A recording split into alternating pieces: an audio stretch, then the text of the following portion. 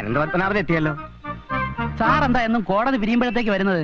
കേസുകളൊന്നും ഇല്ല അല്ലേ? അയ്യോ ഇല്ല നീ ഒരു കാര്യം ചെയ്യ്. നിന്റെ വീട്ടിൽ ചെന്ന് നിന്റെ അമ്മായി അമ്മ അമ്മിക്കല്ലിടിച്ച് കൊല്ല്, എന്നിട്ട് വാ. അപ്പൊ എനിക്കൊരു കേസ് പോവും, നിനക്കൊരു കൊലക്കയറ് പോവും. രാവിലെ കണാകുണ വർത്താനം പറഞ്ഞാണല്ലോ കളിക്കുന്നത്. എന്താ പ്രശ്നം? ചേട്ടാ ഇവൻ ചോദിക്കുക ഈ ബാറിലെ ഏറ്റവും നല്ല അഡ്വക്കേറ്റ് ആരാണെന്ന്. ഞാൻ ചേട്ടന്റെ പേര് പറഞ്ഞു. അപ്പൊ ഇവൻ പറയാ പുള്ളിക്ക് കേസൊന്നും വാദിക്കാൻ അറിയില്ല, പുള്ളിയുടെ മോൻ കണ്ടാൽ തന്നെ അറിയില്ല, ഒരു ഞാനാണെന്നൊക്കെ. സത്യം അതാണെങ്കിൽ ഇങ്ങനെ പരസ്യമായിട്ട് വിളിച്ചു പറയാൻ പറ്റോ?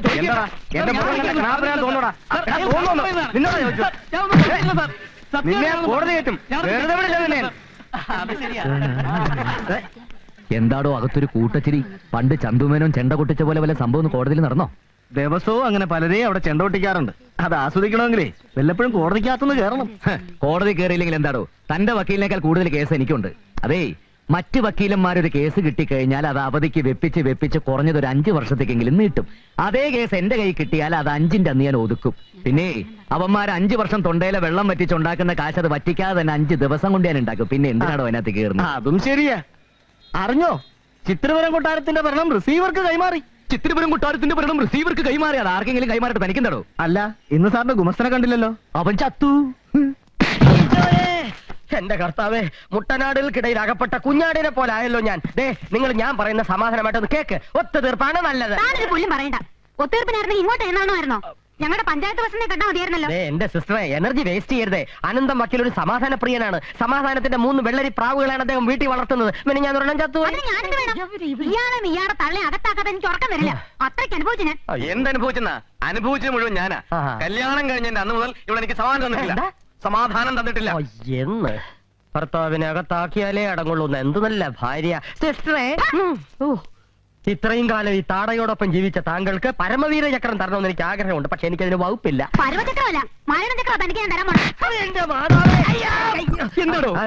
അനന്തം വരുന്നതിന് മുമ്പ് ഇവരുടെ പ്രശ്നം ഒത്തുതീർപ്പാക്കാൻ ഞാൻ ശ്രമിച്ചതാ. ഇവരെന്നെ ഇപ്പൊ തീർത്താന്. അനന്തനല്ല, ഐക്യരാഷ്ട്ര സംഘടന വിചാരിച്ചാലും ഇവരുടെ പ്രശ്നം തീരില്ല. ഇന്ത്യയും പാകിസ്ഥാനും പോലെ ഒന്ന് നിർത്തുമ്പോ മറ്റോ തുടങ്ങും. എന്ത് വെടിയല്ല, തനിക്ക് അടിയ തരട്ടെ. ഉറുമീസേ, താൻ വക്കീലല്ല, എന്റെ വെറും ഗുമസ്തന. അയ്യോ സോറി സാർ. ഇതെന്താ കാളച്ചന്തിയെന്ന് വിചാരിച്ചോ? പ്രശ്നങ്ങൾ പരിഹരിക്കാൻ വേണ്ടിയിട്ടാണോ തീർപ്പിന് വിളിപ്പിച്ചത്? എനിക്ക് കോടതിയിൽ തന്നെ വിധി കിട്ടണം. അതിനൊരു 9 വർഷമെങ്കിലും കാത്തിരിക്കേണ്ടി വരും. 9 വർഷം? കോടതിക്ക് നിങ്ങളുടെ മാത്രമല്ല, വേറെ ഉണ്ട് ഒരുപാട് കേസുകള്. പ്രതിഭാഗം വക്കീൽ ഹാജരാകുമ്പോ വാദിഭാഗം വക്കീൽ അവധിക്ക് അപേക്ഷിക്കും. അങ്ങനെ നിങ്ങളുടെ കേസ് നീട്ടിവെച്ച് നിങ്ങൾക്ക് അനുകൂലമായൊരു വിധി കിട്ടാൻ ഏകദേശം ഒരു 9 വർഷമെങ്കിലും കാത്തിരിക്കേണ്ടി വരും. ഇതിനുള്ളിൽ എത്ര പ്രാവശ്യം നിങ്ങൾ കോടതി കയറി ഇറങ്ങണം? ഇനി നിങ്ങൾ തന്നെ തീരുമാനിക്കുക. ഒത്തൊരുമിച്ച് ജീവിക്കണോ അല്ല അടിച്ച് പിരിയണോ എന്നല്ലേ ഉറൂ. അതെ,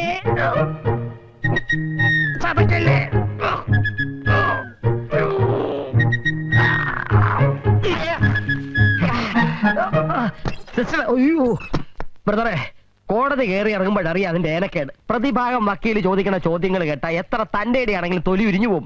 പരപുരുഷ ബന്ധം, അവിഹിത ഗർഭം, അനാശാസ്യ നടപടി, പീഡനം, ഇതൊന്നും സ്ഥാപിച്ചെടുക്കാൻ ഇക്കാലത്ത് യാതൊരു പ്രയാസവുമില്ല. ഒരു പെണ്ണ് വിചാരിച്ചാൽ മതി, വാദി ചിലപ്പോ പ്രതിയായെന്നിരിക്കും. ഇനി നിങ്ങൾ തീരുമാനിക്കും ഒത്തുതീർപ്പ് വേണോ അതോ തമ്മിൽ തല്ലി പിരിയണോന്ന്. അനന്ത, സത്യത്തിൽ അനന്തനെ സമ്മതിച്ചെന്നിരിക്കും. തമ്മി തല്ലി പിരിയാൻ വന്നവരിപ്പതേ ഇണക്കുരുവികളെ പോലായി. അനന്തന്റെ ഗുമസ്തനാകാൻ ഭാഗ്യം കിട്ടിയതിൽ എനിക്ക് അപമാനമുണ്ട്, അല്ല അഭിമാനമുണ്ട്. ഇണക്കുരുവികൾ പറന്നു പോകുന്നതിന് മുമ്പ് അണ്ണം പോയി വേഗം ഫീസ് കളക്ട് ചെയ്യേ. തന്നോടാ പച്ചച്ചാണകത്തിന് തീ പിടിച്ച പോലെ ഓടുക നന്ദനവർമ്മ. എത്ര ഓടിയാലും പട്ടി ചന്തയ്ക്ക് പോയതുപോലെ തിരിച്ചു വരാനല്ലേ പറഞ്ഞേ പറ്റൂ. പറയാനൊക്കത്തില്ല. അയാളുടെ കെയർ ഓഫിൽ മറ്റാരെങ്കിലും റിസീവർ സ്ഥാനം കൈയടക്കിയ പിന്നെ ഞാൻ ജീവിച്ചിരുന്നിട്ട് കാര്യമില്ല. വർമ്മ ധൈര്യമായിട്ടിരിക്കണം. ചിത്തരപുരം കൊട്ടാരത്തിന് റിസീവർ വിധിച്ചിട്ടുണ്ടെങ്കിൽ അത് ഈ ഞാൻ തന്നെ ആയിരിക്കും. ഉറപ്പിക്കാമല്ലോ? ഉറപ്പിക്കാം. അതിനുള്ള കേട്ടൊക്കെ ഞാൻ എപ്പോഴേ കെട്ടിക്കഴിഞ്ഞു. മറ്റാരുടെയും പേര് മന്ത്രിയുടെ കണ്ണി പെടത്തില്ല. ഞാൻ സൈക്കിൾ ഫാക്ടറിയുടെ റിസീവർ ആയിട്ടിരുന്നപ്പോഴേ നല്ലൊരു പുള്ളി കൊടുത്തതാ. അതത്ര പെട്ടെന്ന് മറക്കാൻ പറ്റുമോ? അങ്ങനെയാണെങ്കിൽ മരങ്ങളുടെയും പ്രോപ്പർട്ടീസിന്റെയും ലിസ്റ്റ് തയ്യാറാക്കുമ്പോൾ മുതൽ നമ്മൾ ശ്രദ്ധിക്കണം. 10 പെറ്റവനോടാ കടിഞ്ഞൂൽ പേറിന്റെ കാര്യം പറയുന്നത്. അത് ശരിയാ. എന്നാ ഒന്നുകൂടി ഒഴിക്കട്ടെ. ഒന്നായിട്ട് എന്താ, ഒരു അര ഗ്ലാസ് ഒഴിച്ചാട്ടെ.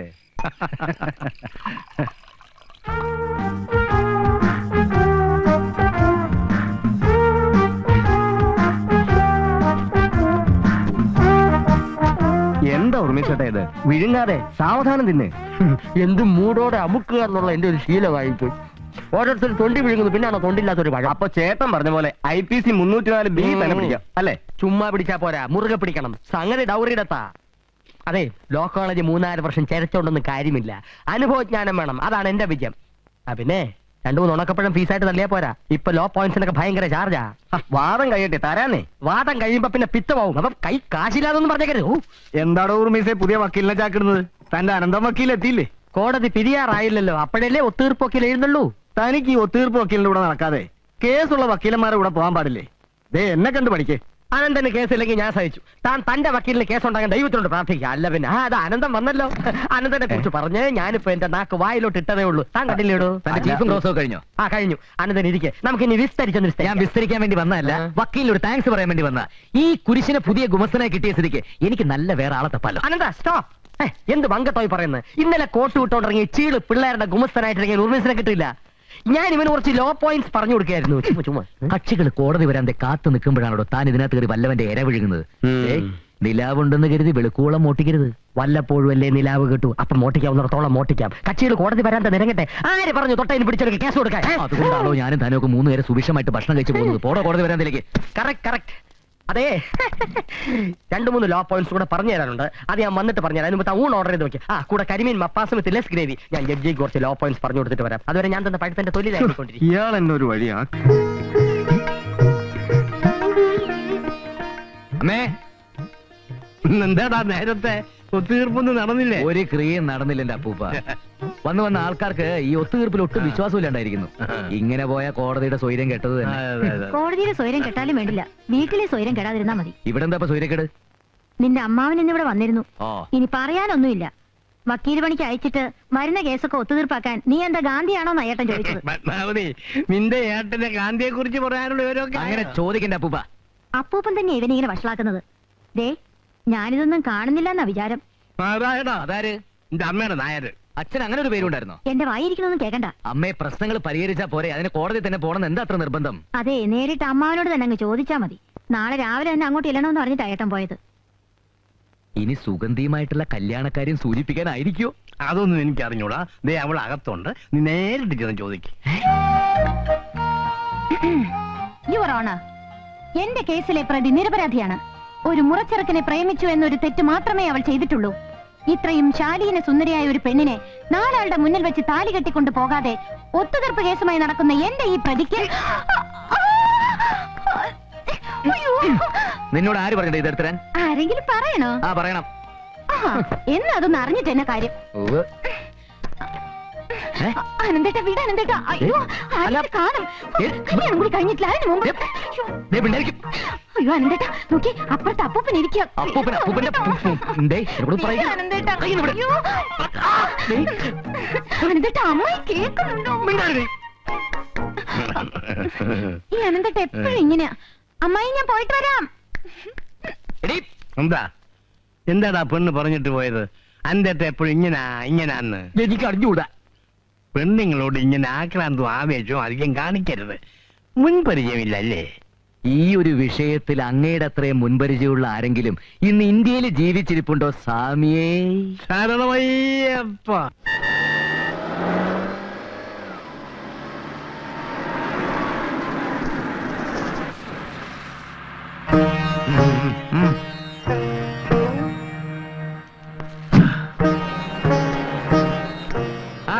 എല്ലാരും ഉണ്ടല്ലോ.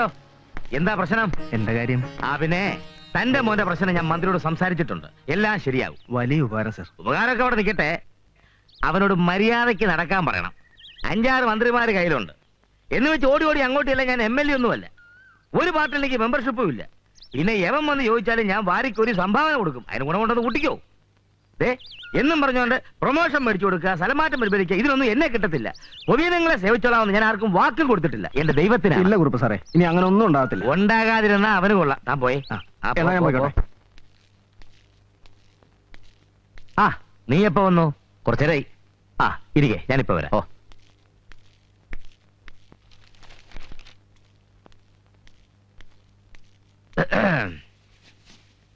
അനന്തം വന്നിട്ട് കണ്ടില്ലേ? എന്തിനാ വിളിപ്പിച്ചെന്ന് അവൻ എന്നോട് ചോദിച്ചു. അവന്റെ ഫോട്ടോ എടുക്കാൻ, ഫ്രൈഡിൽ വെച്ച് പൂജിക്കാൻ. എന്തേ പോയി കുടിക്കെടുത്തോളൂ വാരി. അവിടെ ഒരു ശൃംഗാരം. അനഞ്ചം വന്നത് കണ്ടില്ലേ?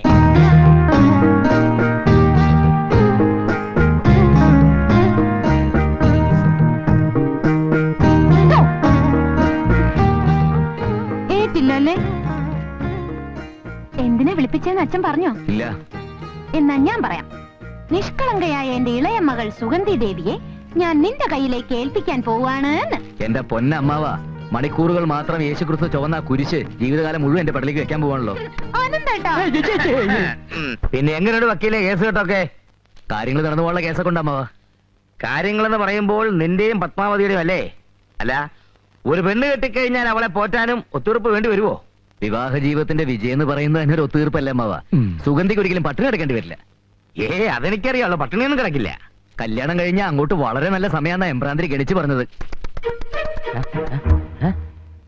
എന്താ പല്ലി ചെലച്ചതാ സത്യം. എന്നാൽ അത് പോരാ.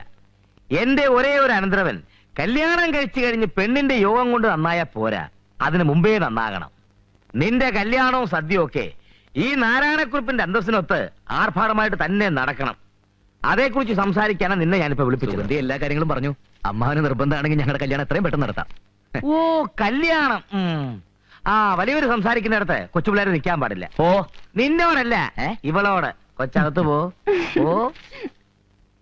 നീ ഇങ്ങ് വാ. ചിത്രപുരം കൊട്ടാരം റിസീവർ ഭരിക്കാൻ പോകുന്നു. അറിഞ്ഞു. കോടതിയിൽ അതിനെപ്പറ്റി ചൂടുപിടിച്ച ചർച്ചയും നടന്നു. അഡ്വക്കേറ്റ് ശങ്കരനാരായണൻ ആയിരിക്കും റിസീവർ എന്നൊരു സംസാരമുണ്ട്. എന്നാൽ ശങ്കരനാരായണനല്ല, അനന്തപത്മനാഭൻ വക്കീലാണ് ചിത്രപുരം കൊട്ടാരത്തിന്റെ റിസീവർ. അതാരെ? വന്ന് വന്ന് നിന്റെ പേര് കൂടി നീ മറന്നു പോയോടാ കരുതേ.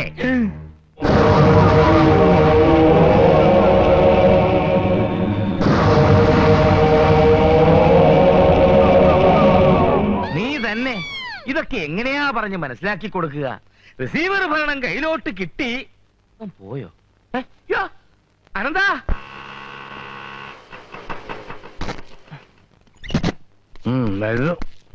എവിടെ കാല്? എവിടെ ആള്? അകത്തുണ്ട്. റിസീവർ സ്ഥാനം കിട്ടുക എന്ന് പറഞ്ഞാൽ എല്ലാവർക്കും ബോധം തെളിയാ പതിവ്. ഇവിടെ ഒരാൾക്ക് ബോധം പോവുക എന്ന് പറഞ്ഞാൽ എന്റെ കർത്താവേ. അവന്റെ മനസ്സ് നിനക്ക് അറിയാലോ. ഇരട്ട കൊലപാതകം നടന്ന കൊട്ടാരമാത്.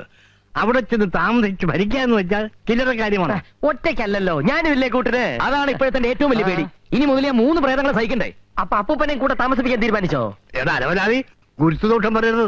ആദ്യക്ക് ഞാൻ വയസ്സായി നോക്കണ്ട. അയ്യോ, വയസ്സായത് ആര് പറഞ്ഞു? ബേബി ഫാമിലി അല്ലേ? അനന്ത, അമ്മാവൻ നിന്റെ കയ്യിലോട്ട് കൊണ്ടു തന്ന ഈ ഭാഗ്യം അങ്ങോട്ടല്ല എന്ന് പറഞ്ഞ് നീ തട്ടിക്കളയരുത്. അമ്മാവൻ എന്തെങ്കിലും കണ്ടുകൊണ്ടായിരിക്കും ഇതിന് ഇറങ്ങി പുറപ്പെട്ടത്. ഏട്ടനെ കുറിച്ച് വേണ്ടാത്തൊന്നും പറയണ്ട. ഇത്രയൊക്കെ ആയിട്ട് അമ്മ പഠിച്ചില്ലല്ലോ. അമ്മയുടെ പേരിലുണ്ടായിരുന്ന സ്വത്തുക്കൾ മുഴുവൻ തട്ടിയെടുത്തു. അതും പോരാഞ്ഞ് അച്ഛന്റെ പേരിൽ ടൗണിന്റെ കണ്ണായ ഭാഗത്തുണ്ടായിരുന്ന 63 സെന്റ് സ്ഥലം അമ്മാവന്റെ വാക്കും കേട്ട് പറഞ്ഞ ആൾക്ക് കൊടുത്തു, അതും പറഞ്ഞ വിലക്ക്. പിന്നീടാണ് മനസ്സിലായത് അത് അമ്മാവന് വേണ്ടി തന്നെയായിരുന്നു. ഇപ്പോഴവിടെ 5 നിലയുടെ ഒരു ലോഡ്ജ് പൊങ്ങിക്കൊണ്ടിരിക്കുക. ഇങ്ങനെയൊക്കെ തന്നെയാ മേലെടുത്ത് നാരായണക്കുറുപ്പ് പെങ്ങളെ മരുമോനെയൊക്കെ സഹായിച്ചത്. അതൊന്നും വേറെ ആർക്കും വേണ്ടിയിട്ടല്ലോ. മുറപ്പെണ്ണിനെ കെട്ടിക്കഴിഞ്ഞാൽ ഈ സ്വത്തിന്റെയൊക്കെ അവകാശി അനന്തം തന്നെയല്ലേ? Sole ownership. ഇപ്പോഴേ കൊട്ടാരമായി പാലസ് പാലസ്. ഓ എന്റെ കർത്താവേ, പഞ്ചാരക്കൂനയുടെ നടുവിൽ അകപ്പെട്ട ഉറുമ്പിന്റേത് പോലായല്ലോ എന്റെ അവസ്ഥ. എവിടെ മുതൽ നക്കി തുടങ്ങണമെന്ന് ഒരു പിടിയില്ലേ. അങ്ങനെ നക്കി തുടങ്ങേണ്ടി വരില്ലടാ. നക്കി റിസീവർ സ്ഥാനം ഏറ്റെടുക്കാൻ ബുദ്ധിമുട്ടാണെന്ന് ഞാൻ എഴുതി കൊടുക്കാൻ പോവാ. അനന്താ, പപ്പനായി തകർന്നു. ചുണ്ടോളം കൊണ്ടുവന്ന മുട്ട ബിരിയാണി നീ തട്ടി തെറിപ്പിച്ച് കളഞ്ഞല്ലോ കർത്താവേ. അനന്തന്റെ മനസ്സ് പറഞ്ഞ ഞാൻ ഇനി എവിടെയാ നേർച്ച നേരേണ്ടത്? വെട്ടുകാടോ, വല്ലാർ പാടത്തോ, അതോ വേളാങ്കണ്ണി പള്ളിയിലോ? നീ പള്ളിയിലോട്ടാണോ പോണ? അല്ല, പള്ളിക്കൂടത്തിൽ പോവാൻ പോവാ. നീ ഊഴംപാറ പോടാ. എന്ത് വഴിപാട് നടത്തിയിട്ടും കാര്യമില്ല. അവനവനും കൂടി താല്പര്യം ഉണ്ടാവണം. എന്നിട്ടും അനന്തേട്ടന്റെ പേരിൽ ഞാനൊരു മൃത്യുഞ്ജയ ഹോമം നടത്തി. ഇനി പേടിയുണ്ടാണെങ്കിൽ അതങ്ങ് മാറിക്കോട്ടെ എന്ന് കരുതി. പേടിയും കോപ്പൊന്നും ഉണ്ടായിട്ടൊന്നുമല്ല. കേരള ചരിത്രത്തിന്റെ തന്നെ ഭാഗമായിട്ടുള്ള കോടിക്കണക്കിന് രൂപയുടെ ആസ്തിയുള്ള ഒരു കൊട്ടാരത്തിന്റെ ചുമതലയൊക്കെ ഒരു സുപ്രഭാതത്തിൽ ഏറ്റെടുക്കാന്ന് വെച്ചാൽ അതൊക്കെ ഭയങ്കര റിസ്ക് ഉള്ള പരിപാടിയാ സുഗന്ധി. റിസ്ക് എടുത്തിട്ടുള്ളവരെ ലൈഫ് വിൻ ചെയ്തിട്ടുള്ളൂ. എന്നും ഒത്തുതീർപ്പും കരാട്ടയും കളരിയായിട്ട് നടന്നാ മതിയോ? അപ്പൊ കുരിശ് എന്റെ തലയെ കെട്ടി വെക്കണമെന്നാണ് നീ പറയുന്നത്? എത്ര പേരെ വെറുപ്പിച്ചിട്ടാ അനന്തേട്ടന് വേണ്ടി ശരിയാക്കിയെന്നറിയോ? അതിനുവേണ്ടി അച്ഛൻ എന്തുമാത്രം ബുദ്ധിമുട്ടെന്ന് അറിയാമോ? നിന്റെ അച്ഛന്റെ ബുദ്ധിമുട്ട് മാങ്ങാത്തൊലി, എന്താ പഴത്തൊലി കളയട്ടെ എന്ന്. അനന്തേട്ടൻ 4 ആള് ശ്രദ്ധിക്കുന്ന ഒരു സ്ഥാനത്തെത്തിയാ എനിക്കും അതൊരു അഭിമാനമല്ലേ? നിന്റെ ആഗ്രഹം അതാണെങ്കിൽ ആ കൊട്ടാരത്തിന്റെ ചുമതല ഏറ്റെടുക്കാൻ ഞാൻ റെഡി.